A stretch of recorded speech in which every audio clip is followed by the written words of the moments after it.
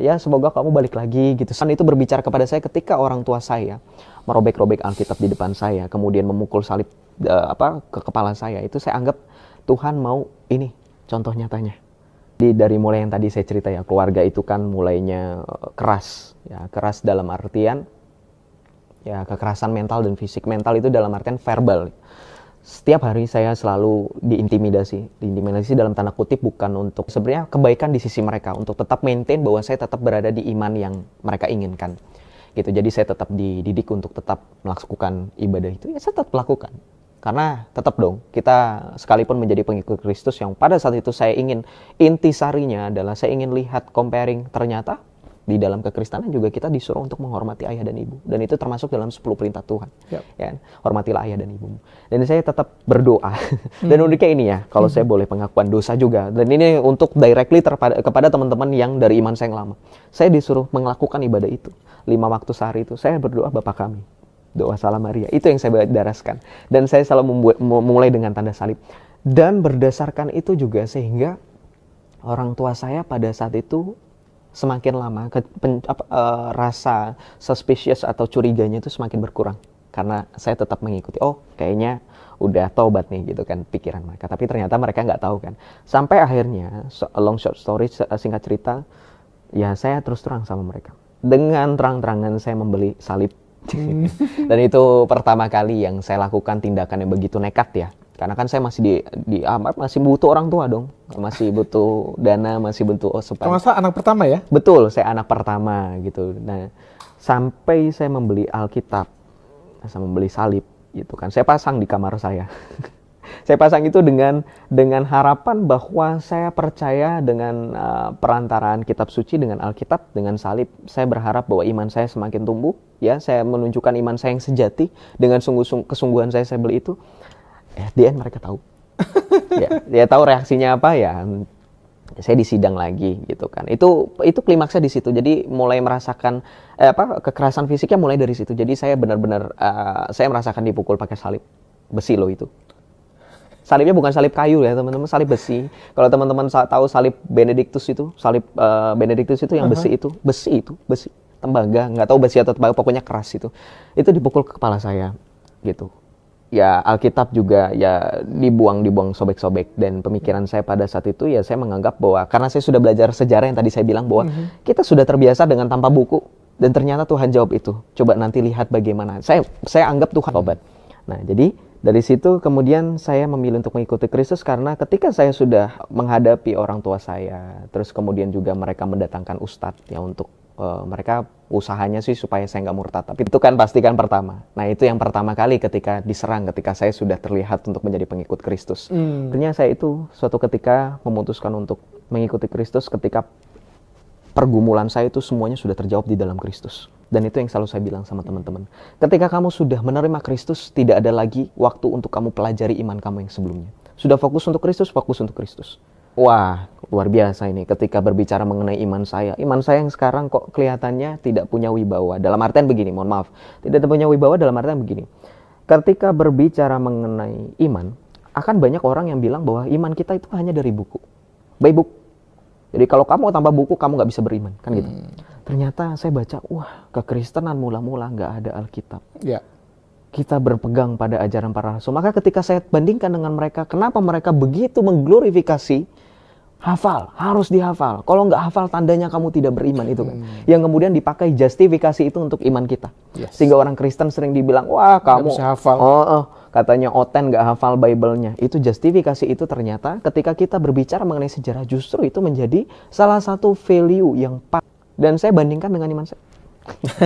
There's no value yang sebanding. Dan itu yang membuat saya kemudian, siap nggak kamu kira-kira? Ketika benar-benar kamu bilang ketika berbicara dalam hati gitu, pergumulan saya yang tadi saya ceritakan, kekristenan sudah terbiasa menderita, sudah terbiasa tanpa adanya buku, by book iman tanpa ini.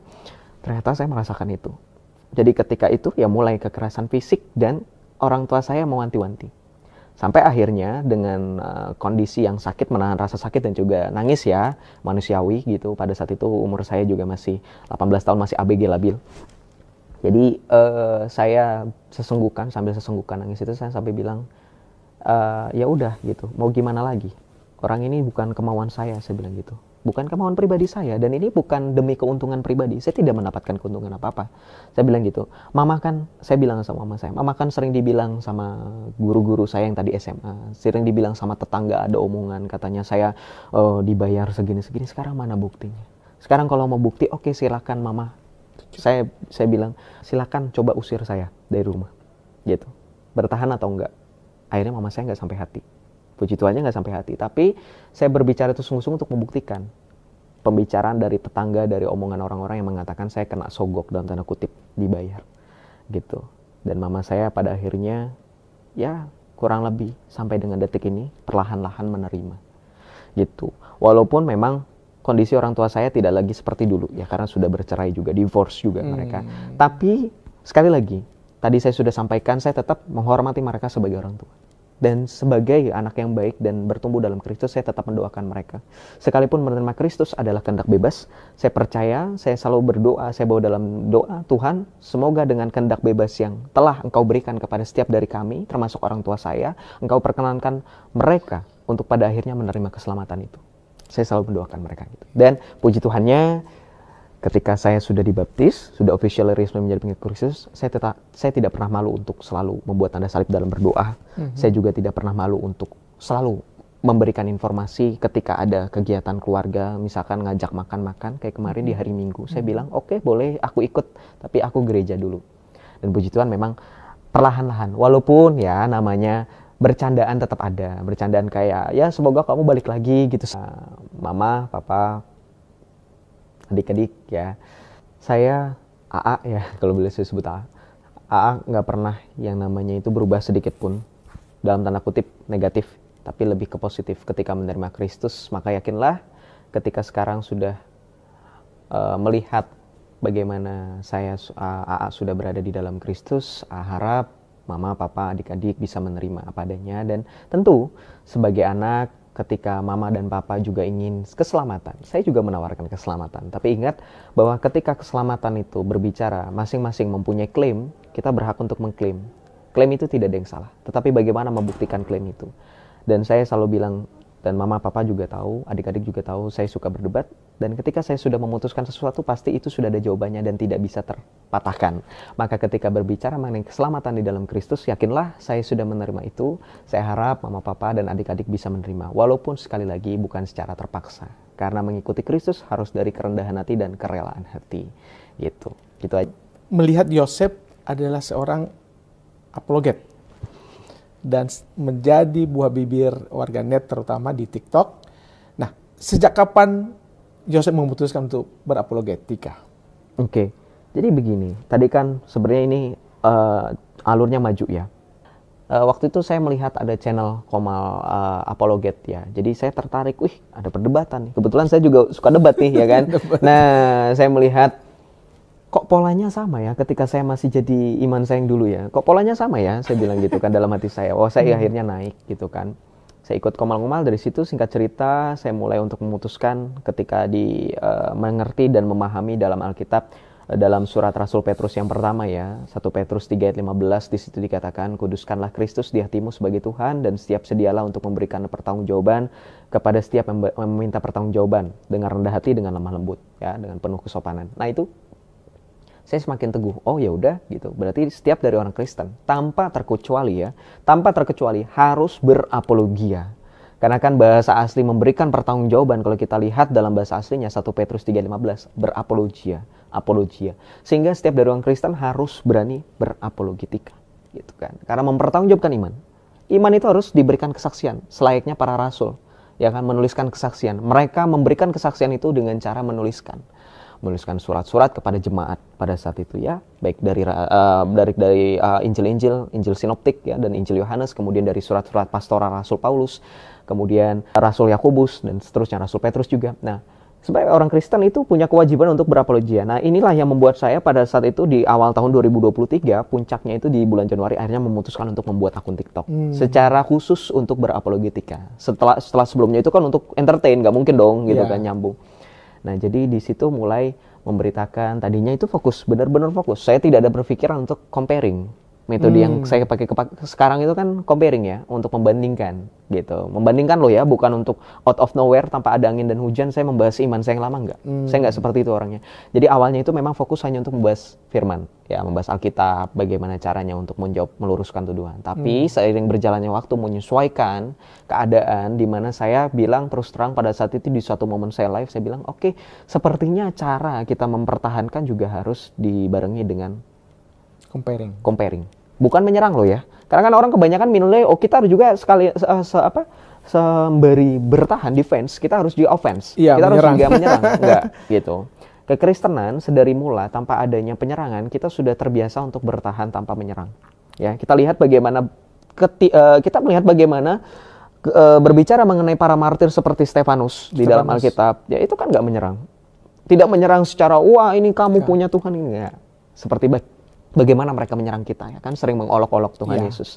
Gitu. Tapi mereka tetap membuahkan hasil dari buah Stefanus yang menjadi martir itu. Kekristenan masih berkembang sampai dengan sekarang. Nah makanya saya bilang pada saat itu oke, berarti sekarang metodenya dengan comparing. Jadi dimulai pertengahan 2023 itu sudah mulai untuk comparing, akhirnya untuk memberikan rasa efek jerah sebenarnya. Tujuannya hanya itu.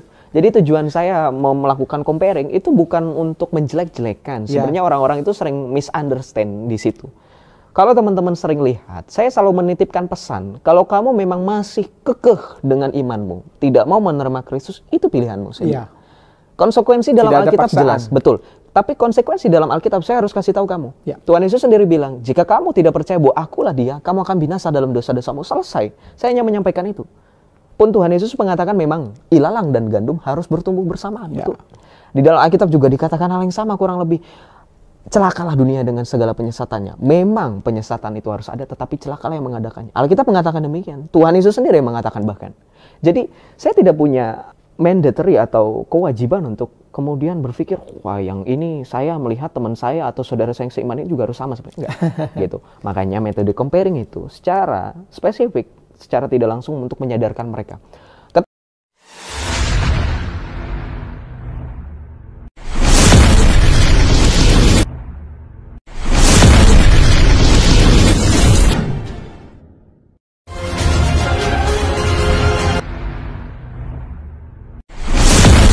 Ketika saya berbicara mengenai proses pertobatan, saya mulai bertobat itu, saya itu sudah mulai merasa sudah saat itu juga saya menjadi pengikut Kristus. Ketika saya merasa di iman saya yang lama sudah tidak ada gairah, sudah tidak ada buah-buah, gitu, tidak mendatangkan kebaikan dan tidak mendatangkan keselamatan yang pasti tentunya. Setelah saya melakukan yang tadi saya bilang di awal, research, yes. Comparing gitu kan. Dan memang kita harus kritis ya dengan iman. Kita harus mempertanyakan iman kita. Kita harus mendetail tentang apa yang kita imani. Bahkan ada suatu kutipan dalam iman saya yang lama itu, ada Syekh Sholeh bin Utsaimin itu pernah mengatakan bahwa jika kamu meyakini sesuatu tanpa ada dalil, kamu sesat. Itu berdasarkan itu saya kemudian mencari dalil banyak sekali untuk meneguhkan saya menjadi pengikut Kristus. Sampai akhirnya ya kita mulai berbicara dari mulai konteks ketuhanan. Ya kan, itu kan pastikan pertama. Nah itu yang pertama kali ketika diserang, ketika saya sudah terlihat untuk menjadi pengikut Kristus, tobat. Nah jadi dari situ kemudian saya memilih untuk mengikuti Kristus karena ketika saya sudah menghadapi orang tua saya, terus kemudian juga mereka mendatangkan ustadz ya untuk mereka usahanya sih supaya saya nggak murtad, tapi ternyata ya kalau kita dibilang wallahu alam saya tetap murtad gitu kan. Iya. Nah sampai akhirnya saya itu suatu ketika memutuskan untuk mengikuti Kristus ketika pergumulan saya itu semuanya sudah terjawab di dalam Kristus. Ada jawabannya, gitu kan. Karena ketika berbicara mengenai sabda Tuhan, Yesus itu sendiri mengatakan, oleh karena namaku kamu akan dibenci dan orang-orang akan menyerahkan kamu ke mahkamah agama. Dan bukan kamu yang berkata demikian, melainkan Roh Kudus yang akan berterus terang. Itu yang kata-kata itu yang saya terus pikirkan dan saya flashback, saya review. Oh iya ya, ketika kamu alami sendiri. Saya alami sendiri. Dan pada saat itu yang seperti saya bilang, saya benar-benar belajar itu otodidak, belajar kekristenan. Tapi entah kenapa ketika berhadapan dengan mereka semua plong, terjawab lancar dan mereka tidak bisa yang benar-benaran membuat saya berpikir, balik lagi deh gitu. Balik lagi deh jadi ini, nggak jadi pengikut Kristus, nggak jadi Kristen gitu kan. Nah, sampai akhirnya suatu hari saya datang di gereja paroki di Jakarta Selatan. Saya datang bertemu dengan salah seorang romo. Saya cerita dengan keluh kesah saya ingin, saya menyampaikan motivasi saya, intensi saya ingin dibaptis. Saya ingin dibaptis, saya langsung, Romo saya mau dibaptis gitu kan. Awalnya saya tanya sama security kan, mau ketemu ini, oh iya silakan. Akhirnya diarahkan sekretariat, pada saat itu ada romonya. Nggak ada janji sebelumnya? Nggak ada janji, padahal harusnya ada janji kan. Ditanyain memang, ada janji nggak? Coba ini dulu ke sekretariat dulu. Akhirnya, kebetulan ada romonya, makanya itu kayaknya jalan Tuhan memang. Iya. Ditanya gitu kan, ditanya motivasinya apa, dari mulai motivasi. Akhirnya saya cerita lagi dong panjang kali lebar, latar belakang saya cerita pergumulan saya, pengalaman saya kayak tadi saya cerita kurang lebih dengan Romo tersebut, sampai akhirnya Romo bilang gini, oke, gitu, tunggu lagi ya, gitu, tunggu momen lagi ya. Kenapa Romo? Saya bilang gitu, tunggu lagi aja, kamu harus ketika mengikuti Kristus yang kamu harus tahu adalah jangan ketika sudah di tengah jalan kamu berpikir ada yang kurang dari agamamu yang sebelumnya sehingga kamu memanfaatkan momen itu untuk mempelajari kembali. Dan itu yang selalu saya bilang sama teman-teman. Ketika kamu sudah menerima Kristus, tidak ada lagi waktu untuk kamu pelajari iman kamu yang sebelumnya. Sudah fokus untuk Kristus, fokus untuk Kristus. Makanya saya bilang sama teman-teman yang Kristen dari lahir, bersyukur di dalam Kristus, nggak ada ngomong tentang keselamatan kita itu nggak ada hubungan dengan iman orang lain, betul nggak? Tidak ada hubungan yang ketika kamu berbicara dengan orang-orang di luar Kristen, let's say dengan iman saya yang lama, dengan Islam, nggak ada keselamatan kita. Tuhan Yesus ketika kedatangan kedua kalinya, Romo bilang, tidak akan tanya gitu. Sudah berapa banyak ilmu hadis atau Al-Quran yang kamu hafal. Jadi nanti ketika kamu sudah dibaptis, sudah menerima materai, tanda perjanjian kamu, keselamatan kamu, tidak ada momen di mana kamu belajar lagi. Gitu. Harap dimengerti omongan saya. Tegas Romo pada saat itu. Dan saya terima itu sebagai masukan. Dan saya pada saat itu menerima bahwa itu, ya, oke, Tuhan gitu. Saya bilang itu memang ya sudah, kalau Tuhan memang mau itu ya sudah. Saya bersabar lagi. Jadi itu yang membuat saya kurang lebih akhirnya baru dibaptis itu di umur ke-19 tahun, 18 sampai 19 tahun. Setelah tamat SMA. Setelah tamat SMA itu perjalanan yang panjang dari mulai SMP, dari mulai SD SMP itu ya. Iya, meskipun sebenarnya kerinduan ada kerinduan yang menggebu-gebu ya. Betul. Dan di masa pencarian itu menuju saat dibaptis itu Yosef terus belajar. Ya, jadi saya mengikuti arahan Romo. Jadi aku pikir ya, saya bikin semacam to-do list. Apa yang harus saya pelajari ya? Apa yang harus saya comparing ya? Ketika saya sudah menerima Kristus, nanti jangan menyesal. Itu apa yang kira-kira menjadi poin-poin utama yang bisa nanti menjadikan salah satu alasan motivasi terkuat saya hingga akhirnya memilih Kristus sebagai jalan satu-satunya. Jadi saya belajar itu. Wah, ternyata ketika saya belajar itu, saya belajar dari sejarah gereja. Saya bandingkan dengan, wah, luar biasa ini ketika berbicara mengenai iman saya. Iman saya yang sekarang kok kelihatannya tidak punya wibawa. Dalam artian begini, mohon maaf. Tidak punya wibawa dalam artian begini. Ketika berbicara mengenai iman, akan banyak orang yang bilang bahwa iman kita itu hanya dari buku. By book. Jadi kalau kamu tanpa buku, kamu nggak bisa beriman. Kan gitu. Ternyata saya baca, wah, kekristenan mula-mula nggak ada Alkitab. Ya. Kita berpegang pada ajaran para rasul. Maka ketika saya bandingkan dengan mereka, kenapa mereka begitu mengglorifikasi hafal, harus dihafal. Kalau nggak hafal, tandanya kamu tidak beriman itu kan. Yang kemudian dipakai justifikasi itu untuk iman kita. Yes. Sehingga orang Kristen sering dibilang, wah kamu bisa hafal. Katanya Oten nggak hafal Bible-nya. Itu justifikasi itu ternyata ketika kita berbicara mengenai sejarah, justru itu menjadi salah satu value yang paling tidak bisa ada bandingannya. Kekristenan bertahan selama 300 tahun. Tanpa Alkitab yang buku yang sekarang kita pegang. Yes. Dan itu yang menjadi iman saya. Berarti zaman dulu itu orang percaya Kristus itu sungguh-sungguh. Sampai kita tahu ya, ada gereja, ada bagaimana sejarah gereja itu ada martir yang mereka berani memberikan nyawa mereka hanya demi iman. Dan saya bandingkan dengan iman saya. There's no value yang sebanding. Dan itu yang membuat saya kemudian berpikir, oh ya ternyata ketika Romo mengatakan itu ada benarnya juga. Ketika saya disuruh, diminta untuk cari lagi. Apa yang membuat salah satu motivasi yang nantinya ketika suatu momen, suatu hari ada orang yang mempertanyakan apa sih alasan terkuat, apa sih alasan terutama, saya bisa menjawab itu. Yeah. Dan ternyata itu puji Tuhan sudah dipersiapkan. Begitu kurang lebih. Dan bagaimana dengan keluarga ketika itu, Yosef? Bisa ceritakan? Ya, jadi dari mulai yang tadi saya cerita ya, keluarga itu kan mulainya keras. Ya, keras dalam artian ya kekerasan mental dan fisik. Mental itu dalam artian verbal. Setiap hari saya selalu diintimidasi. Diintimidasi dalam tanda kutip bukan untuk sebenarnya kebaikan di sisi mereka, untuk tetap maintain bahwa saya tetap berada di iman yang mereka inginkan. Gitu. Jadi saya tetap dididik untuk tetap melakukan ibadah itu, ya saya tetap lakukan.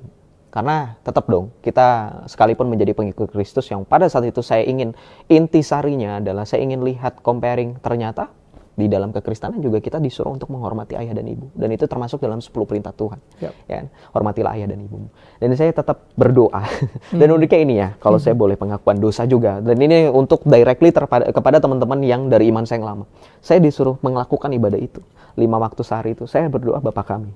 Doa Salam Maria. Itu yang saya daraskan. Dan saya selalu memulai dengan tanda salib. Dan berdasarkan itu juga sehingga orang tua saya pada saat itu semakin lama rasa suspicious atau curiganya itu semakin berkurang karena saya tetap mengikuti. Oh, kayaknya udah taubat nih gitu kan pikiran mereka. Tapi ternyata mereka nggak tahu kan.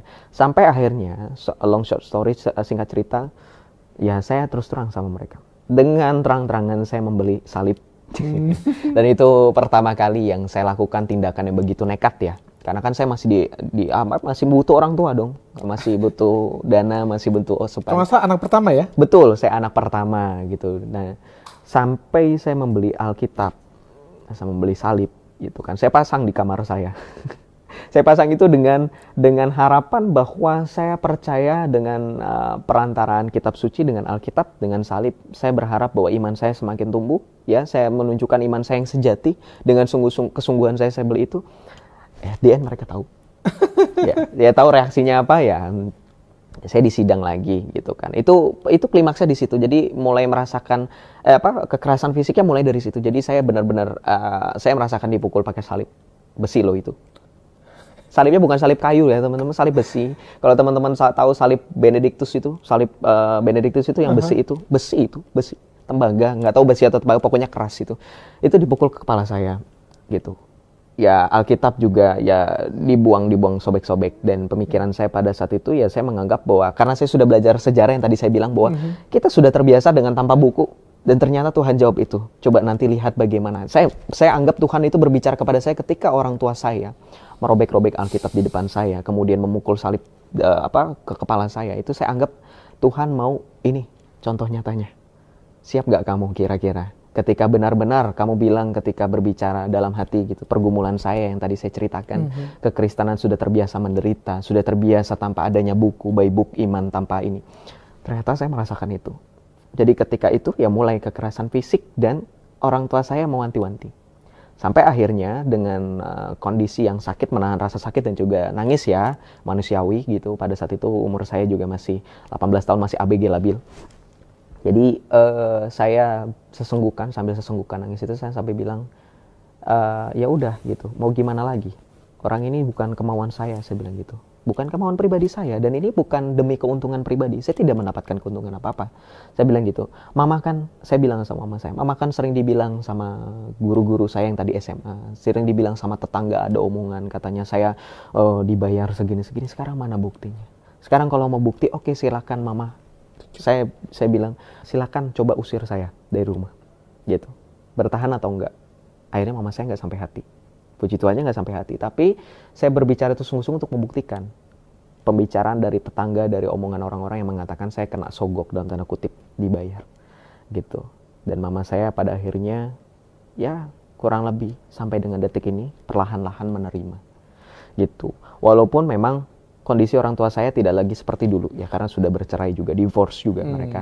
Tapi sekali lagi, tadi saya sudah sampaikan, saya tetap menghormati mereka sebagai orang tua. Dan sebagai anak yang baik dan bertumbuh dalam Kristus, saya tetap mendoakan mereka. Sekalipun menerima Kristus adalah kehendak bebas, saya percaya, saya selalu berdoa, saya bawa dalam doa, Tuhan, semoga dengan kehendak bebas yang telah Engkau berikan kepada setiap dari kami, termasuk orang tua saya, Engkau perkenankan mereka untuk pada akhirnya menerima keselamatan itu. Saya selalu mendoakan mereka gitu. Dan puji Tuhannya, ketika saya sudah dibaptis, sudah officially resmi menjadi pengikut Kristus, saya tidak pernah malu untuk selalu membuat tanda salib dalam berdoa. Saya juga tidak pernah malu untuk selalu memberikan informasi ketika ada kegiatan keluarga, misalkan ngajak makan-makan, kayak kemarin di hari Minggu. Saya bilang, oke, boleh aku ikut, tapi aku gereja dulu. Dan puji Tuhan memang perlahan-lahan, walaupun ya namanya bercandaan tetap ada, bercandaan kayak ya semoga kamu balik lagi gitu, seru deh kalau misalkan ya bercanda-bercanda itu deh. Tetapi tetap kalau saya melihat sebagai anak dengan orang tua saya, ya namanya orang tua tetap mendukung anak, karena tidak ada yang namanya mantan anak. Jadi saya tetap menyayangi. Gak ada mantan ibu. Mantan ibu juga nggak ada, mantan anak juga. Hubungan dengan keluarga, dengan ibu terutama, pasti sudah beres dah. Artinya ketika menerima kekerasan fisik, apakah Yosef sakit hati? Kalau secara manusiawi, sakit hati hanya pada saat itu saja. Semuanya itu kalau boleh saya terus terang, terserah mungkin nanti penonton pada bilang lebay atau gimana ya, atau berlebihan atau terlalu dramatisir, tapi kalau boleh saya jujur, semuanya itu hilang pada saat saya dibaptis. Kekesalan, kebencian, saya benci jujur, saya boleh pengakuan dosa kalau di sini benci sama orang tua saya. Saya pengen, kalau saya nanti kalau punya duit saya pengen pergi deh dari rumah, saya bilang gitu dalam hati ketika mengalami kekerasan itu. Saya pergi deh dari rumah gitu. Saya nggak pengen ini gitu kan. Tapi jujur, ini yang buat saya selalu merasa bersyukur sudah menerima Kristus, sudah menerima baptisan, semuanya itu plong. Benar-benar sesuai dengan bagaimana perkataan Yesus ya dalam Alkitab. Marilah kepadaku kalian yang letih, lesu dan berbeban berat. Dan itu saya alami itu. Ketika dibaptis, pada saat momen pembaptisan itu kan saya dibaptis itu menjelang Natal ya. Itu makanya saya bilang itu kado terindah saya Natal itu yaitu Tahun 2022. Tahun 2022, betul. Jadi pada saat baptisan itu, selain saya mengalami yang namanya sukacita, saya juga terharu. Tiba-tiba yang tadinya rasa benci itu masih tetap ada. Sampai dengan detik-detik saya jadi katekumen ya, saya calon baptis, masih ada. Saya masih ada pemikiran, habis ini mau cari kerja gitu kan. Pada saat kuliah itu saya mau cari part-time atau kerja sampingan untuk biar keluar dari rumah. Betul, supaya bisa kos ya, biaya mandiri. Tapi setelah baptisan tiba-tiba berubah pikiran semuanya. Harus menerima itu. Harus justru ketika saya menjadi pengikut Kristus, wartakan Kristus dengan cara yang kasih. Dengan ketika kamu menjadi pengikut Kristus, kita baca dalam Alkitab, Rasul Paulus mengatakan kita diubah dari tubuh yang fana menjadi tubuh yang mulia. Serupa dengan Kristus. Sebagaimana Kristus adalah Adam yang baru. Maka ketika saya menjadi orang Kristen, saya mau seperti bagaimana Kristus hadir di dalam diri saya. Maka justru jangan menjauhkan Kristus yang ada dalam diri saya. Justru mendatangkan Kristus.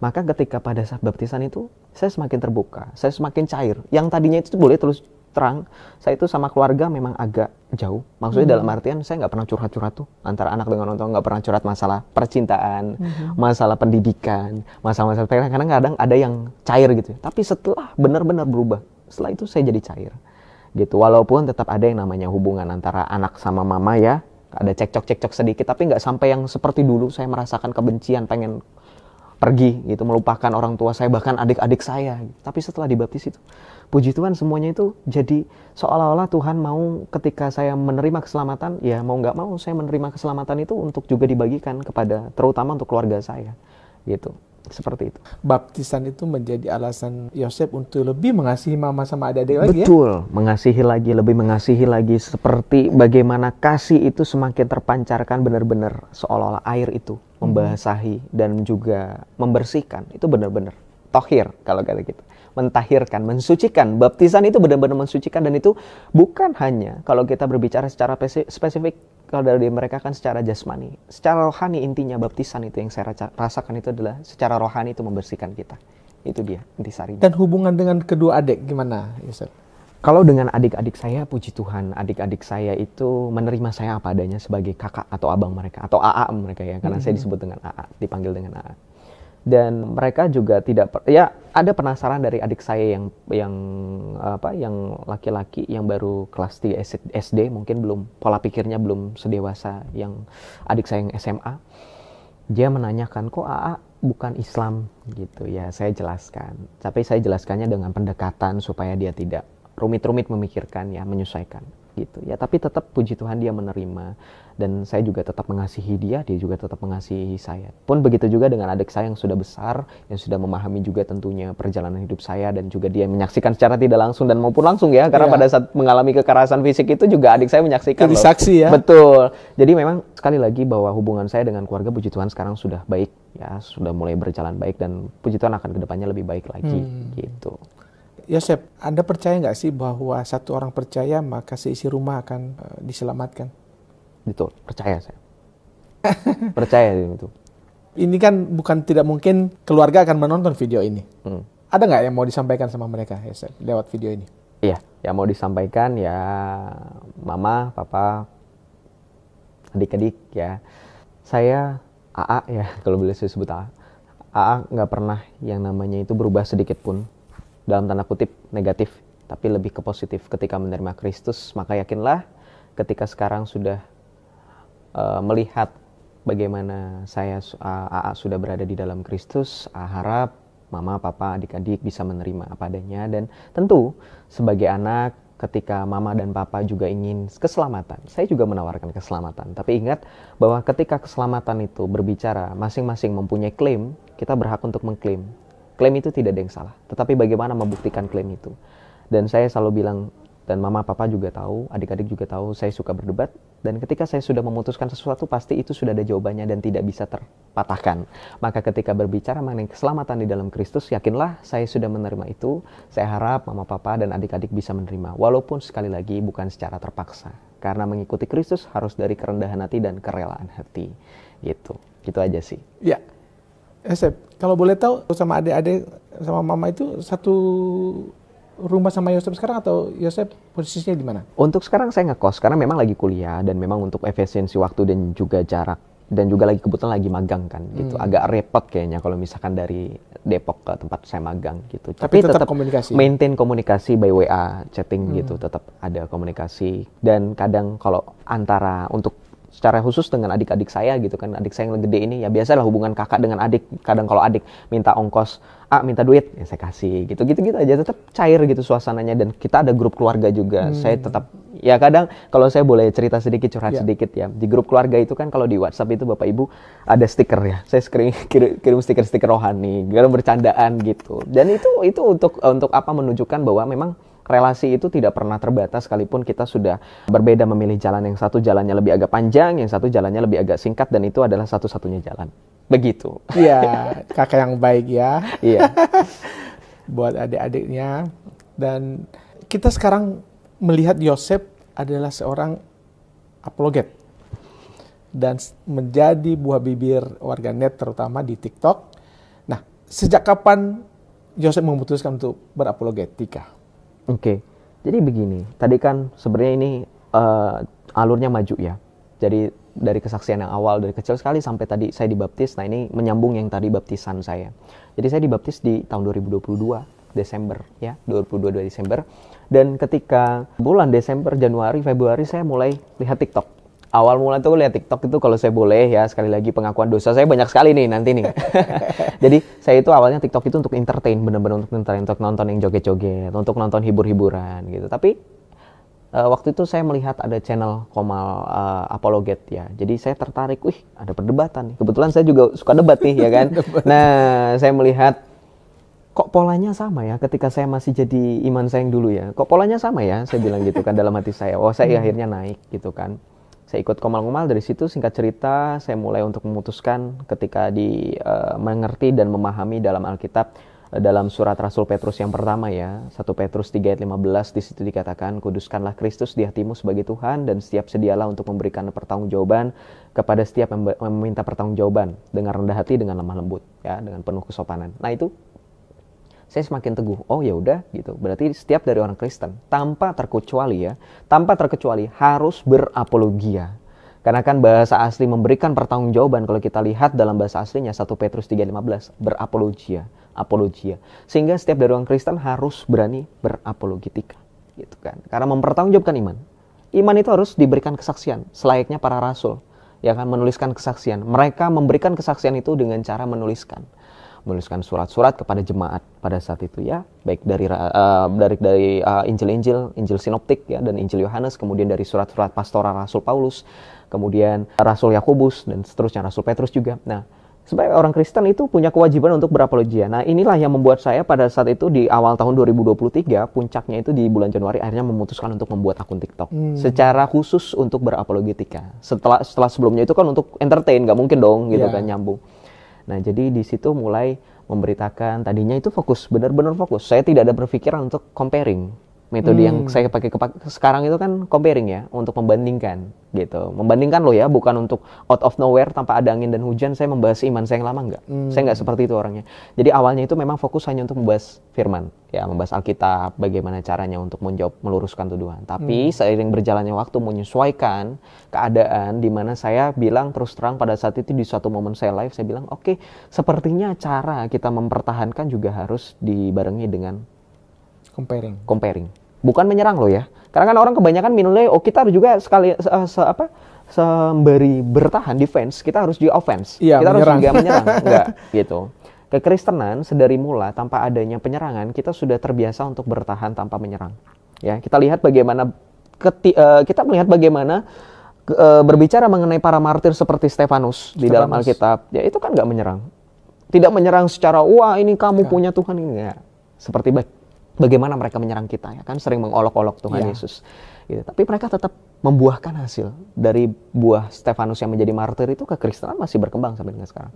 Nah, makanya saya bilang pada saat itu, oke, berarti sekarang metodenya dengan comparing. Jadi dimulai pertengahan 2023 itu sudah mulai untuk comparing, akhirnya untuk memberikan rasa efek jerah sebenarnya. Tujuannya hanya itu. Jadi tujuan saya mau melakukan comparing itu bukan untuk menjelek-jelekan. Sebenarnya orang-orang itu sering misunderstand di situ. Kalau teman-teman sering lihat, saya selalu menitipkan pesan, kalau kamu memang masih kekeh dengan imanmu, tidak mau menerima Kristus, itu pilihanmu sendiri. Iya. Konsekuensi dalam Tidak ada Alkitab paksaan. jelas, betul. Tapi konsekuensi dalam Alkitab saya harus kasih tahu kamu. Ya. Tuhan Yesus sendiri bilang, jika kamu tidak percaya bahwa akulah dia, kamu akan binasa dalam dosa-dosamu. Selesai. Saya hanya menyampaikan itu. Pun Tuhan Yesus mengatakan memang ilalang dan gandum harus bertumbuh bersamaan. Ya. Betul. Di dalam Alkitab juga dikatakan hal yang sama kurang lebih. Celakalah dunia dengan segala penyesatannya. Memang penyesatan itu harus ada, tetapi celakalah yang mengadakannya. Alkitab mengatakan demikian. Tuhan Yesus sendiri yang mengatakan bahkan. Jadi saya tidak punya mandatory atau kewajiban untuk kemudian berpikir, wah yang ini saya melihat teman saya atau saudara saya yang seiman ini juga harus sama seperti enggak. Gitu. Makanya metode comparing itu secara spesifik, secara tidak langsung untuk menyadarkan mereka. Ketimbang kamu mengurusi iman orang lain, iman orang Kristen, kamu belajar dulu imanmu. Jadi ketika saya tanya balik dengan imanmu, kamu nggak malu-maluin dengan saudaramu yang menonton. Jadi jangan nyalahin saya. Kebanyakan dari mereka itu pikir, wah itu settingan Joseph itu. Itu bayaran Joseph. Saya nggak pernah membayar. Saya nggak pernah settingan. Orang naik gitu kan. Iya. Orang request saya naikin. Jadi kebanyakan dari mereka berpikir ketika saya membahas iman mereka itu menjelek-jelekan. Padahal terus terang ketika berbicara mengenai iman mereka, saya selalu berbicara by book. Saya selalu tampilkan datanya saat data. itu juga. Ada dalilnya. Direct link juga. Dalil itu juga. Yang tadi saya sampaikan di awal bahwa ada kutipan dalam ulama mereka, Syekh Shalih bin Utsaimin, istadillah qabla an tatakid. Jikalau kamu meyakini sesuatu tanpa ada dalil, kamu sesat. Saya selalu ingatkan mereka. Maka saya sebagai Kristen yang lain, remain kamu itu kamu harusnya menerima. Jangan justifikasi saya sedang menjelek-jelekan sejak kapan. Dan kalau boleh saya ngomong terus terang, saya tidak pernah tertarik untuk membahas kelakuan bagaimana mereka punya junjungan dalam tanda kutip. Ya, terus terang saja ini. Ya. Jadi saya lebih fokus untuk membahas buah ajarannya. Comparing by apa yang misal berbicara mengenai otoritas, keselamatan, salvation, soteriologi dan seterusnya. Itu yang saya tekankan kepada teman-teman yang berseberangan iman. Dan saya selalu bilang ketika kamu bertanya tulus, 10 pertanyaan selama saya dan teman-teman yang ada di room itu, di Komal itu masih mampu untuk menjawab, kami akan mempersilahkan. Tidak ada pertanyaan yang salah. Dan saya juga titip pesan sama teman-teman Kristen. Jangan pernah langsung secara directly menyerang mereka kalau mereka bukan dari Kristen. Sekalipun mereka menyerang, sekalipun. Kita ambil waktu untuk berdoa. Karena saya selalu berharap semoga ada yang seperti saya banyak di luar sana. Yang tadinya membenci, jadi cinta. Saya juga tadinya membenci, nggak dibenci balik loh masalahnya. Itu dia yang mau saya, teman-teman Kristen itu harapkan jangan membenci balik. Justru kasih mereka, justru di poin itu, mereka akan tersentuh. Mereka akan menilai, wah ini beneran gitu. Ini benar-benar ajaran Kristus ini sejati kasih itu kan, hukum kasih gitu.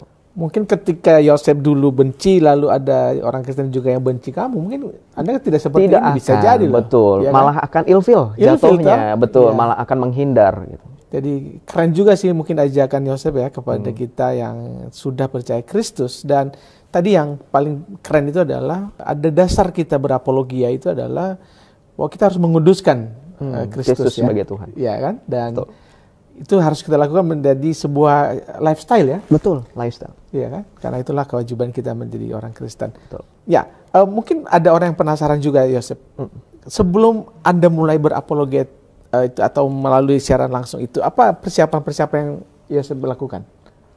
Sebelum berapologet ya, di poin di saat momen itu saya mau mulai live. Jadi kalau saya biasanya itu mengambil waktu untuk berdoa, saya selalu doa pribadi dulu. Memang nanti saya akan mengajak teman-teman yang nonton juga untuk ikut berdoa. Ya. Tapi saya berdoa pribadi dulu. Jadi double doanya nggak apa-apa dong. Ya, jadi saya berdoa pribadi. Saya pertama kali saya selalu meminta keutamaan itu untuk supaya Roh Kudus untuk menguasai saya, dalam artian jangan sampai ketika saya berbicara menyakiti, walaupun tetap ya namanya manusia. Ada itu lebih mengedepan. Betul, ya. betul. Itu juga yang kita selalu saling mengingatkan satu sama lain kan.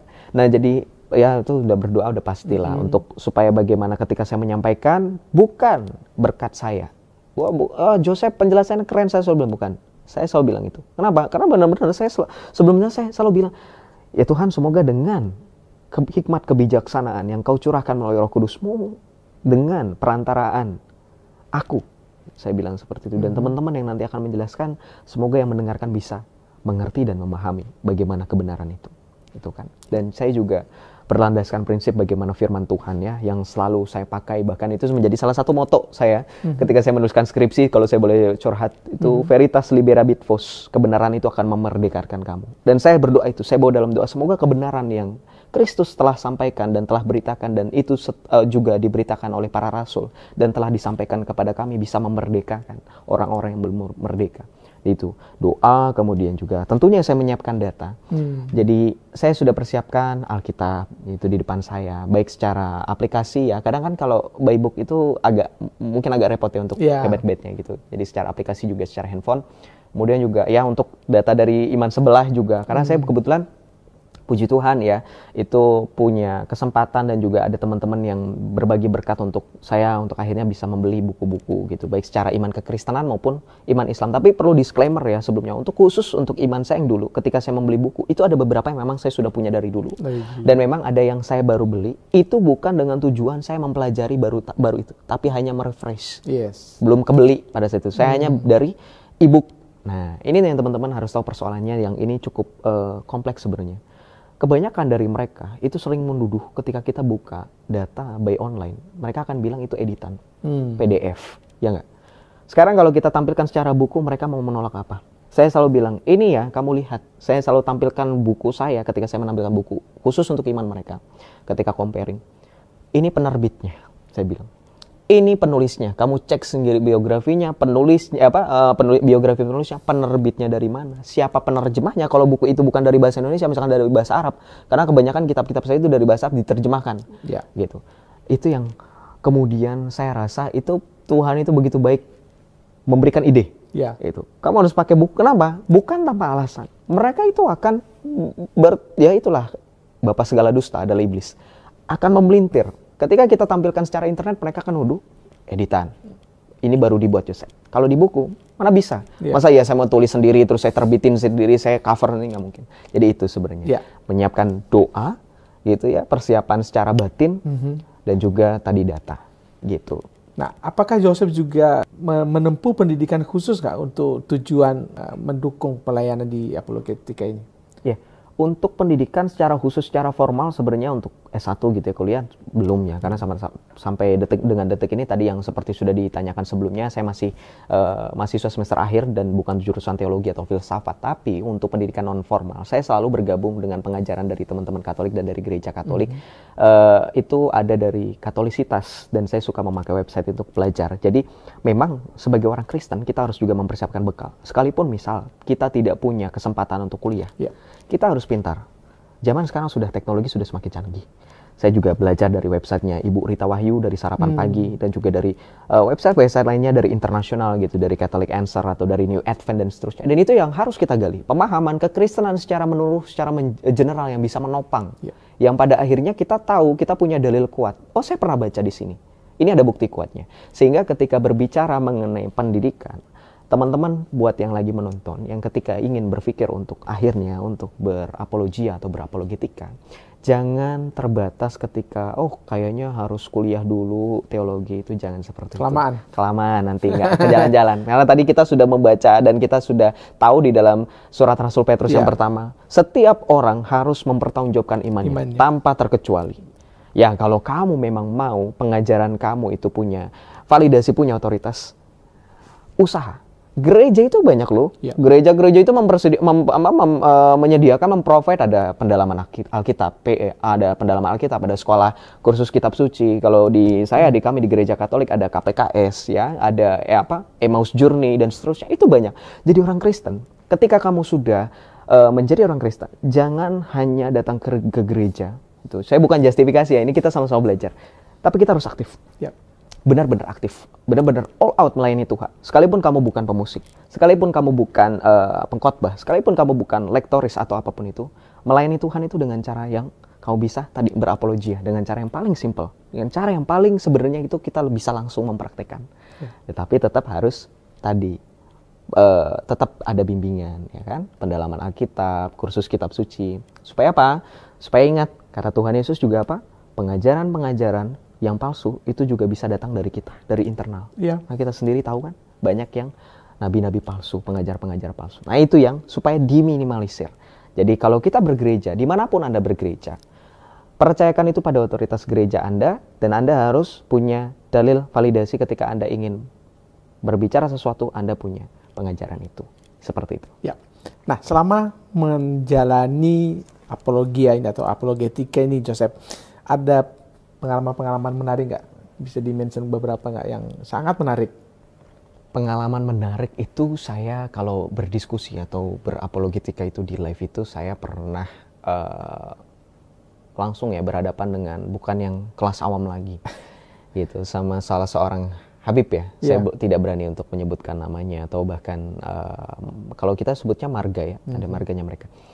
Dan saya juga sekaligus berdiskusi dengan salah seorang santri juga waktu itu.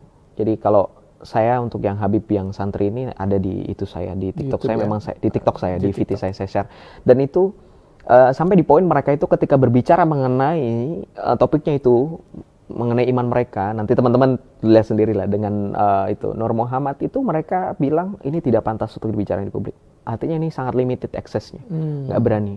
Nah itu di poin itu unik sebenarnya. Gini uniknya kenapa begini, di kekristenan tidak pernah ada limitasi ketika berbicara mengenai pengajaran, betul toh? Iya. Setiap umat openly. Itu selalu menjadi pembahasan. Bahkan gereja selalu terbuka. Yes. Betul. Nah, mengajak umat berpartisipasi untuk mendengarkan dan juga menyimak dan bahkan secara langsung menilai. Ya toh, tidak terlalu tertutup. Nah, itu yang sebenarnya menjadi poin utama ketika berbicara mengenai komparasi otoritas, itulah yang ketika berbicara dalam Alkitab ketika Tuhan Yesus sendiri memberikan amanat agung bahwa di dalam Matius 28 ayat 19 sampai 20, pergilah dan jadikanlah semua bangsa muridku dan baptislah mereka dalam nama Bapa dan Anak dan Roh Kudus, dan ajarlah segala sesuatu yang telah kuperintahkan kepadamu, ketahuilah aku senantiasa menyertai kamu sampai akhir zaman. Itu kan suatu otoritas yang sangat cukup tegas yang Tuhan berikan kepada para rasul dan para penerusnya, yang memberikan ajaran itu Yesus akan sertai, dan tidak akan mungkin pengajarannya itu menjadi jatuh dalam artian gitu kan, sehingga tadi tidak ada limited access. Nah itu yang saya juga sampaikan itu kepada tadi Habib itu, saya bilang wah ini perbedaan ya, di saya di Kristen kita bisa bebas lah gitu. Bukan sesuatu yang tabu. Betul, tidak ada sesuatu yang tabu gitu kan. Nah, justru Yesus tadi kan kita dengar sendiri dalam Matius 28 sampai 20. Ajarlah segala sesuatu loh Yesus bilang. Enggak ada yang ini aja deh, yang ini jangan. Bukan sebagian. Nah, ya kan, segala sesuatu poin konteksnya. Enggak ada tuh Yesus hanya yang ini yang pilah gitu. Nah, itulah perbedaannya. Nah, sama ada lagi satu, saya berdiskusi dengan salah satu santri, kalau saya boleh sebut namanya Badrul Afkar, Bang Badrul. Itu kita diskusi itu sampai terus-terusan, dalam artian nggak putus-putus itu diskusinya gitu, dan itu yang membuat saya dengan beliau itu sampai ke poin-poin di mana kita membahas konsep ketuhanan dengan otoritas ya. Saya pada saat itu karena saya posisi orang Katolik, saya menjelaskan dengan dia bagaimana perspektif gereja Katolik mengajarkan, sampai dia bilang oh gitu ya, bilang gitu, dan dia mengakui di mereka tuh ketika berbicara mengenai otoritas pengajaran itu tidak absolut. Dalam artian orang bisa bebas memilih, ibaratnya kalau mereka itu di mereka itu, kalau kamu tidak suka, kamu bisa pindah ke yang lain gitu, dan kamu berhak itu, dan tidak ada aturan jelas. Sementara kalau saya sebagai orang Katolik, saya jelaskan, saya bilang begini, kita punya otoritas, kita sangat hierarkis, saya bilang gitu kan, dan sehingga ketika berbicara itu, Badrul mengerti kenapa posisinya pada akhirnya saya menerima Kristus dan saya dibaptis, dan itu yang membuat dia pada akhirnya oh iya ya udahlah gitu, saya nggak lagi karena pada tujuan awalnya dia itu jujur kalau saya baca ya Bang Badrul, mohon maaf kalau nonton nanti, Saya baca ingin supaya saya kembali lagi. Tadinya niat awalnya. Cuman pada saat setelah panjang diskusi kita, akhirnya dia tahu alasan kuat Dia dan bisa itu menjadi terima. tidak bisa tergoyahkan, nggak bisa lagi. Sama kayak tadi saya cerita, angkat tangan. Angkat tangan. Betul.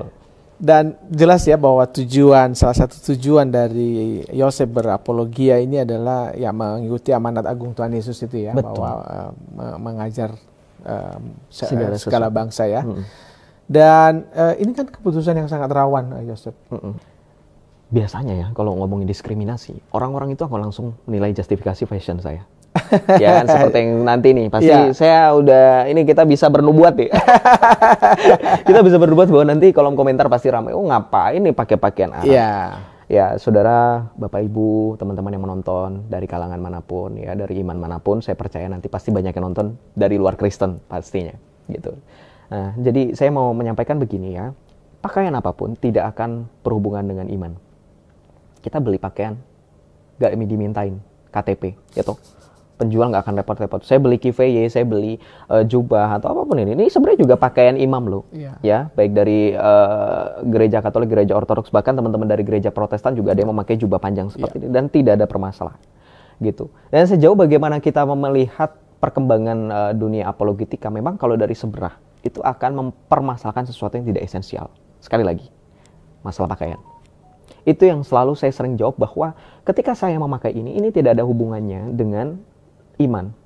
Bahkan teman-teman boleh cross check ketika saya boleh kasih contoh ya, misalkan di satu momen di mana Paus Fransiskus kemarin itu sempat berkunjung ke ke negara Bahrain, ke Arab.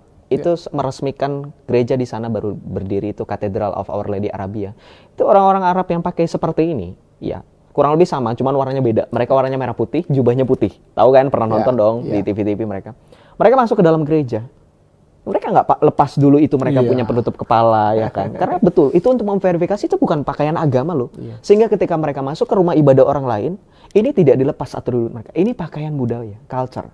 Saudara bisa cross check sendiri bagaimana ketika kemarin Indonesia bertanding lawan Bahrain. Iya.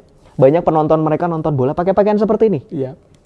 Artinya ini bukan pakaian agama. Bukan pakaian untuk mempraktikkan kegiatan ibadah agama tertentu. Ini fashion yang memang umum dipakai di daerah Timur Tengah. Dan saya ketika memakai ini artinya pilihan saya. Pilihan. Karena tidak ada yang direpotkan. Itu Saya sah-sah saja. Betul, ini pilihan bagaimana akhirnya saya ingin berpakaian seperti ini, gitu. Seperti itu kurang lebih. Dan diskriminasi yang seperti itu sih yang kurang lebih saya sering dapatkan.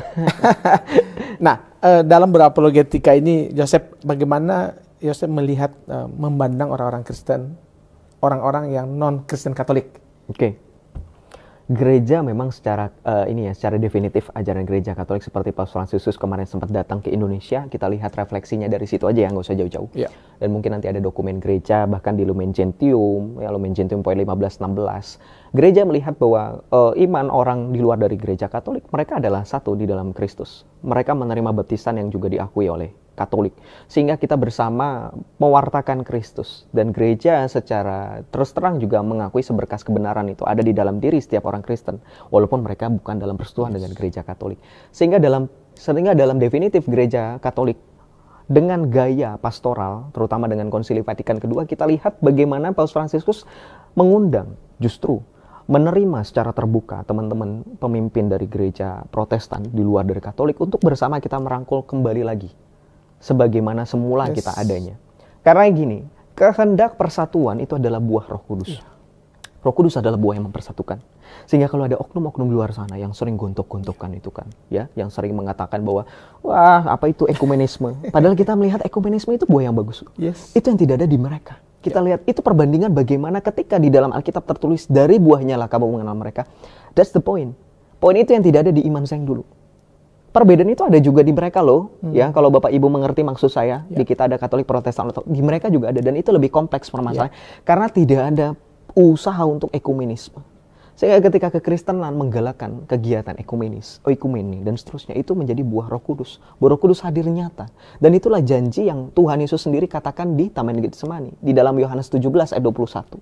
Kalau dalam bahasa Latinnya ut omnes unum sin, supaya mereka menjadi satu, sama seperti aku. Sama seperti Tuhan Yesus dengan Allah Bapa, gitu. Dan sehingga gereja memanggil persatuan itu supaya mereka kembali menjadi satu, sebagaimana firman Tuhan tadi. Nah, Sehingga terus terang saya berbicara kepada teman-teman yang di luar Katolik ketika berbicara dengan langkah iman yang pasti bahwa mereka juga menerima Kristus, mari kita bersama mengenal Kristus yang sejati. Bagaimana para rasul telah membicara kepada kita, bagaimana primat Rasul Petrus telah berbicara kepada kita dan penerus Rasul Petrus itu berbicara kepada kita. Sehingga akhirnya kita menjadi bagaimana firman Tuhan juga di dalam Alkitab. Yesus mengatakan supaya kamu menjadi satu kawanan dan satu gembala. Ya. Gitu. Dan kita percaya bahwa Yesus adalah kepala gereja. Gitu. Jadi apapun gerejanya. Betul. Jadi itulah yang makanya saya katakan bahwa sebenarnya persekutuan tidak dapat dihindari. Justru itu adalah inti kekristenan. Ya. Kekristenan adalah yang satu, maka dari makna Katolik sendiri ada universal. Ya. Gitu ya. Seperti itu kurang lebih. Dan kita bersyukur ya, beberapa tahun terakhir PGI dan KWI melakukan tema Natal yang sama ya. Betul. Puji Tuhan banget, dan itu sebuah gebrakan yang menurutku menyatukan tadi ya, Yosef ya. Dan ya, saya setuju bahwa ini ekumenis yang terus kita harus pertahankan karena kita satu tubuh dalam Kristus. Oke, Bang Yosef, ini ada banyak sekali pertanyaan yang dititipkan dari warganet dan beberapa kami pilihkan untuk Bang Yosef. Misalnya ini dari Budi Arjono 1400. Tolong Bang tanyakan tentang ajaran tipologi penyaliban dalam Perjanjian Lama. Nah, ini maksudnya apa nih? Bisa dijelaskan, Yosef? Mungkin secara sederhananya mungkin ya, apakah dalam Perjanjian Lama ada penggambaran ya, tipologi itu kan penggambaran ya, tipologi maksudnya figur penggambaran nubuatan ya, kalau kita berbicara nubuatan Perjanjian Lama, ada nggak sih? Oh, tentu ada, itu banyak sekali dalam Perjanjian Lama. Tentu kita bisa melihat itu terutama dalam kitab Mazmur. Contoh begini, saya coba untuk memberikan jawaban tetapi dengan pendekatan pertanyaan yang sering diajukan oleh dari pihak mereka. Karena kan gini, saudara mungkin pernah mendengar mereka itu sering mengutip perkataan Tuhan Yesus di kayu salib. Eli, Eli lama sabachthani. Allahku, Allahku, mengapa engkau meninggalkan aku. Kadang orang menarasikannya, oh itu Yesus berdoa tuh nggak bisa, nggak mampu. Kayak gitu. Sebenarnya kalau kita melihat bagaimana tradisi Yahudi pada saat itu, Tuhan Yesus mengutip Mazmur. Ya, Mazmur 22, Mazmur bab 22 ayat 1 ayat 2 saudara bisa baca di situ. Kebiasaan orang Yahudi ketika mendaraskan Mazmur, mereka akan meneruskan Mazmur itu. Mereka meneruskan Mazmur. Nah, kalau dalam gereja Katolik, Mazmur tanggapan itu akan diikuti langsung. Ada lanjutannya itu. Nah, ketika berbicara Mazmur 22 ini, justru Anda boleh baca poin-poinnya itu adalah tipologi penyaliban. Kita bisa baca di sini di dalam Mazmur 22 ayat 17. Di situ dikatakan, sebab anjing-anjing mengurumuni aku, gerombolan penjahat mengepung aku, mereka menusuk tangan dan kakiku. Nah, ini kan tipologi yang sangat Jadi ketika berbicara dalam kitab Mazmur ini kan Raja Daud yang menulis ini. Ketika Raja Daud menulis ini kan belum kedatangan Kristus. Ini prainkarnasinya Yesus. Ya, ini gambaran. Jadi gambaran dan penyaliban itu ketika berbicara, sebab anjing-anjing mengurumuni aku, gerombolan penjahat mengepung aku. Saudara bisa langsung memvisualisasikan pada saat penyaliban Tuhan Yesus. Kita tahu Tuhan Yesus disalibkan bersama dengan dua penjahat di sisi kanan dan di sisi kiri. Dan kita tahu gerombolan anjing-anjing yang mengurumuni yang dimaksud adalah penjaga, tentara. Karena anjing itu kan sering kosakata atau penggambaran sebagai penjaga, tentara gitu. Dan kita tahu Yesus itu disalibkan di situ dikerumuni juga dengan tentara-tentara Romawi. Dan ketika Mazmur 22 ayat 17 ini menggambarkan, ini saja sudah menggambarkan bagaimana peristiwa penyaliban itu di Perjanjian Baru pada saat penyaliban Yesus Kristus. Kemudian di ayat ke-18 kita bisa melihat bagaimana di situ di ayat selanjutnya dari Mazmur 22. Segala tulangku dapat kuhitung, mereka menonton, mereka menagih aku. Gini, saudara bisa baca dalam Perjanjian Baru ketika Tuhan Yesus disalibkan. Penjahat-penjahat yang disalibkan di sisi kanan, di sisi kiri, itu semuanya dipatahkan kakinya. Ya, karena belum mati. Ketika Yesus disalibkan, ketika mereka melihat Yesus, mereka tahu Yesus sudah mati. Mereka tidak mematahkan kakinya. Ya. Itu ada di dalam Injil Yohanes bab 19. Ayat 33 kalau saya tidak salah, sebentar. Kita baca dulu ya. Dalam Injil Yohanes bab 19 ya. Di situ ayat 33, di situ tertulis bahwa ketika para prajurit melihat bahwa Yesus telah mati, mereka tidak mematahkan kakinya, selayaknya para penjahat yang dipatahkan. Sehingga ketika berbicara dalam tipologi di dalam Mazmur 22 ayat 18, ini sudah menggenapi tipologi itu kan. Nah, kemudian ayat yang berikutnya lagi di ayat 20 lagi di Mazmur 22 ayat 20, di situ dikatakan mereka membagi-bagi pakaianku di antara mereka dan mereka membuang undi. Wah, ini sudah pasti kan? Ya, buang undi. Nah, ini sudah pasti, sudah tahu semuanya kan bahwa ketika penyaliban Tuhan Yesus kita tahu bahwa pakaian atau kain yang dipakai Tuhan Yesus itu dibagi-bagikan dan mereka membuang undi, tentara itu. Jadi tipologinya sudah sangat jelas. Nah, kalau memang mau lebih lanjut lagi, ini kan baru kitab Mazmur ya. Karena kita berbicara tadi konteksnya saya memakai pendekatan narasi yang sering ditanyakan oleh dari sebelah.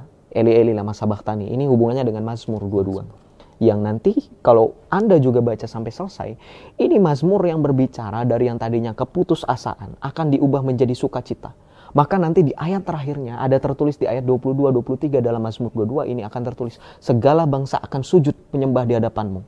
Itu kan tipologi yang sangat nyata toh. Kita lihat di dalam peristiwa penyaliban Tuhan bagaimana kepala tentara Romawi yang tadinya begitu membenci dan bahkan mengikuti bagaimana mereka mengolok-olok Tuhan Yesus. Ketika terjadi gelap gulita pada saat peristiwa penyaliban, gempa bumi terjadi, dia tersungkur.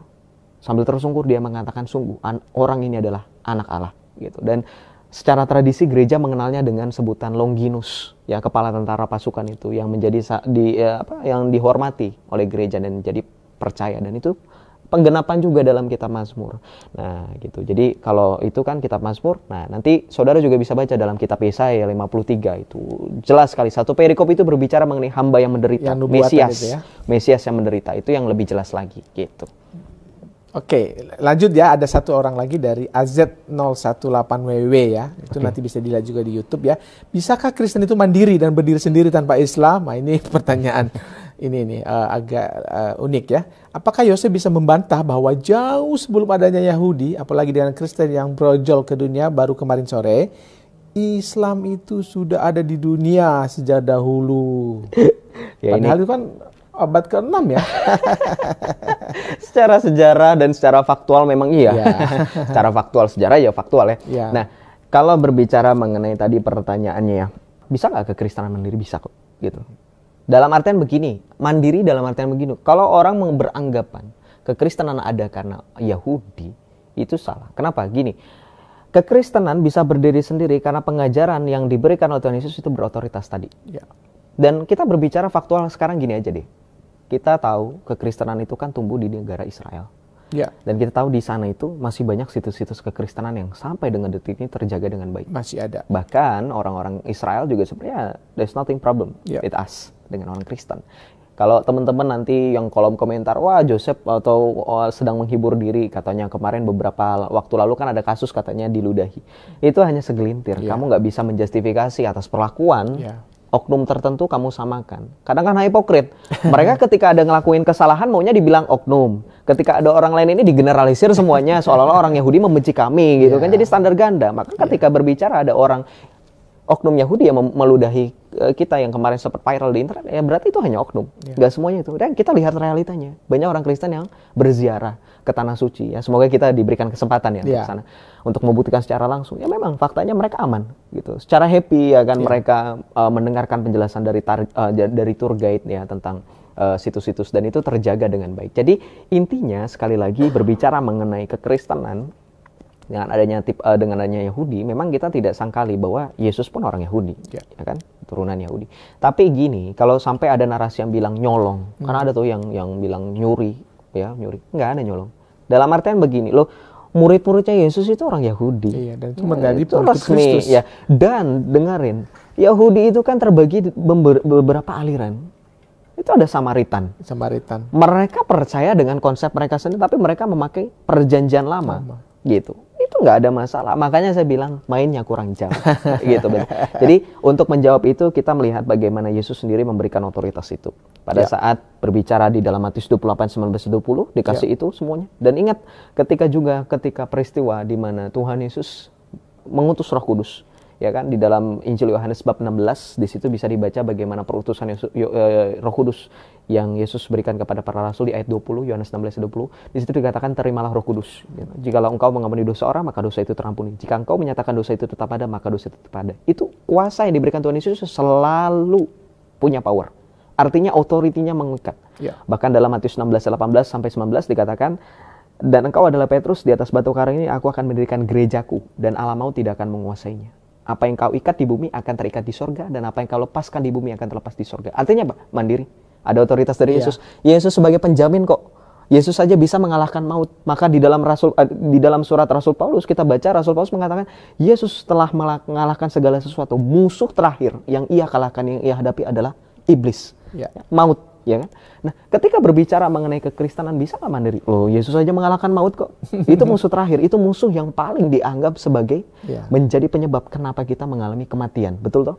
Jadi tidak ada lagi ketakutan ketika berbicara kekristenan. Bisa nggak? Oh, tadi kita sudah berbicara ya kan, bahwa kekristenan selama 300 tahun tanpa ada Alkitab, kita bisa berkembang, bisa bertahan. Bahkan sampai akhirnya Kaisar Konstantin pada saat itu menjadikan kekristenan menjadi agama resmi. Itu kan suatu gebrakan yang juga menjadi otoritas yang nyata. Bahkan pada saat itu Kaisar Konstantin melihat penglihatan tanda salib ya kan, in hoc signo vinces, dengan tanda ini aku menyelamatkan. Itu kan suatu bukti yang nyata bahwa kekristenan itu bisa mandiri, bisa berkembang gitu. Makanya saya selalu bilang, saya selalu tetap pesan sama teman-teman Kristen, dan ini menjadi pengingat bagi kita semua untuk yang malas ke gereja ya.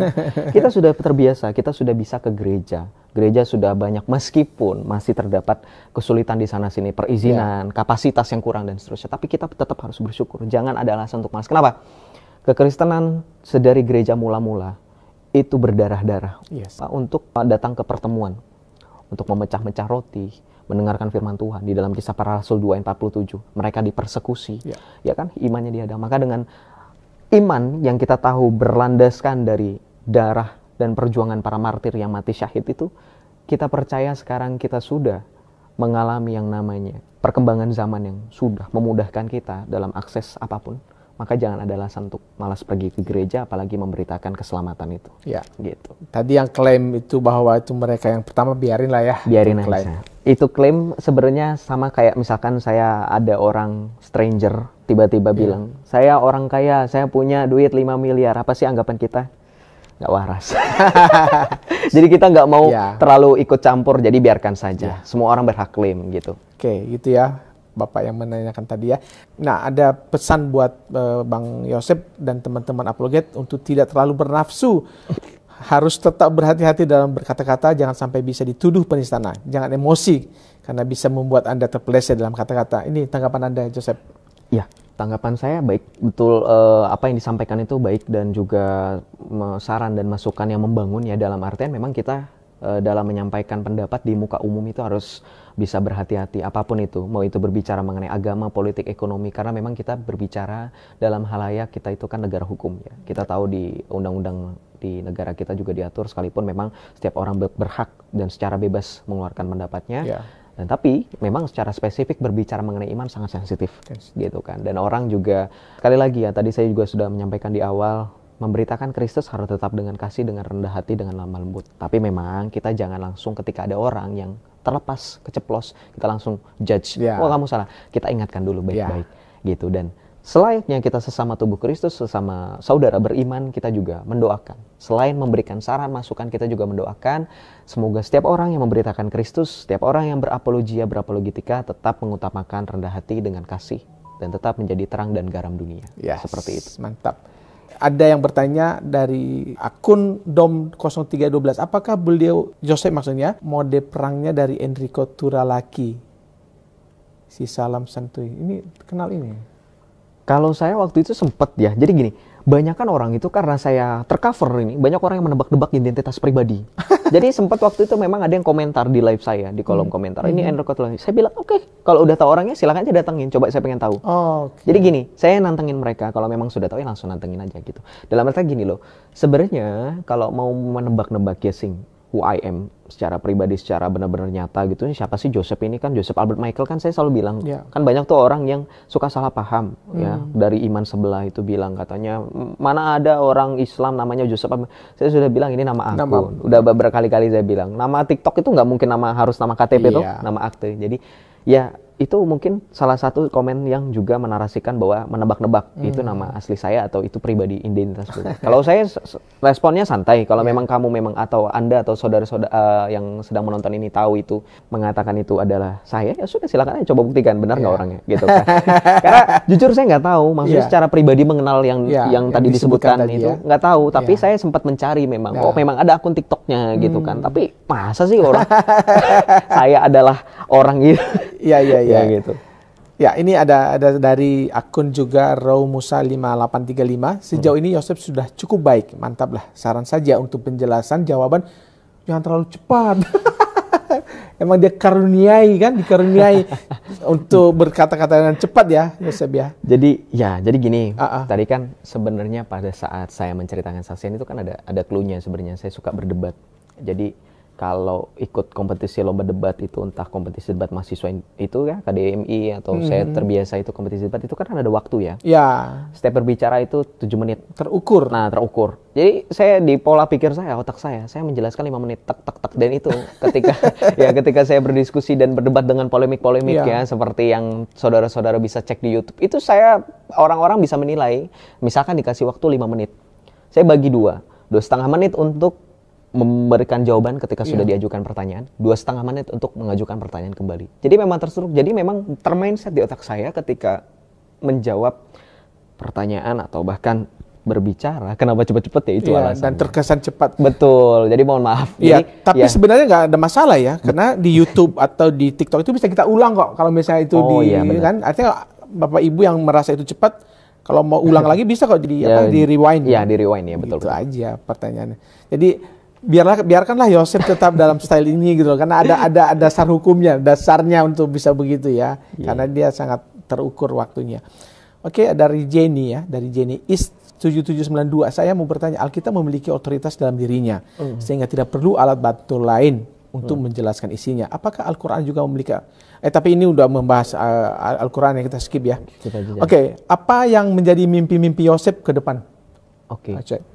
Untuk mimpi ke depan, tentunya setiap insan itu memiliki mimpi yang tentunya membangun, yang berguna bagi diri kita sendiri terutama, dan juga keluarga dan orang lain gitu. Kalau saya pribadi, tentu saya bermimpi untuk bagaimana caranya bisa tetap bertumbuh dalam Kristus. Saya memiliki iman yang memang setiap manusia, setiap kita orang beriman sekalipun sudah menerima keselamatan, kita kadang seperti roller coaster. Nah, saya mau berharap saya tetap berusaha untuk teguh dalam iman gitu. Secara spesifik di dalam Kristus, seperti para kudus gitu kan, mereka bukanlah orang-orang benar, tapi orang-orang yang berdosa yang kemudian mereka berusaha untuk bertobat dan mereka berusaha untuk tetap berada di dalam Kristus. Jadi mimpi saya secara spesifik untuk Kristus itu. Dan untuk berhubungan dengan hal duniawi, tentunya saya berharap saya tetap menjadi pribadi yang bisa teman-teman selalu nilai saya tetap menjadi orang yang selalu baik gitu kan, itu tentu saja. Dan saya juga dengan menempuh pendidikan, saya harap tentunya pendidikan saya tamat, selesai, lancar, puji Tuhan, dan saya bisa bekerja. Dan memang pada saat itu saya ketika kesaksian tadi memang ada yang miss. Sebenarnya saya itu ada panggilan untuk menjadi seorang imam, menjadi seorang romo gitu. Dan saya berharap mimpi saya ke depannya, jikalau memang itu memang panggilan, saya berharap semoga itu terwujud dan saya bisa melayani lebih dekat lagi kepada umat dan kepada saudara-saudara beriman, tentunya menjadi gembala gitu, menjadi baik. Haleluya, haleluya, puji Tuhan. Saudara-saudara, penderitaan, penyiksaan, penganiayaan adalah sebuah hal yang telah diberitahukan oleh Yesus jauh-jauh sebelum semuanya itu terjadi. Karena itu Yesus Kristus memperingatkan gerejanya untuk tidak menjadi lemah atau tidak menjadi kecewa pada waktu menerima atau mengalami masa-masa tersebut. Yesus berkata, jika kamu dianiaya, larilah ke kota lain. Dan jika kamu dianiaya di kota lain, larilah. Ya. Bahkan di dalam Yohanes 16, ayat 1, 2, dan 3, menjelaskan bahwa ada orang yang akan menganiaya kamu. Ada orang yang akan mempersekusi kamu. Ada orang yang akan memfitnah kamu. Bahkan mereka akan membunuh kamu dan mereka akan mengira, ya, mereka berpikir bahwa mereka sedang berbuat bakti kepada Allah mereka. Mereka sedang berbuat suatu ibadah kepada Allah mereka. Tapi begitulah kehidupan mereka. Nah, saudara-saudara, tadi saudara kita sama-sama sudah menyaksikan bagaimana kesaksian dari seorang anak muda ini, ya, pertobatannya. Dia menderita, dia harus mengalami begitu banyak penderitaan, ya, siksaan, tekanan batin. Namun dia bisa melewati semua itu tentu karena cintanya kepada Yesus. Tuhan kiranya memberkati kita semua. Kiranya video tadi menjadi inspirasi bagi kita, untuk mereka, bahkan untuk Anda yang belum mengenal Yesus. Kenallah Yesusmu, maka engkau akan berbahagia. Tuhan memberkati kita. Shalom. Haleluya.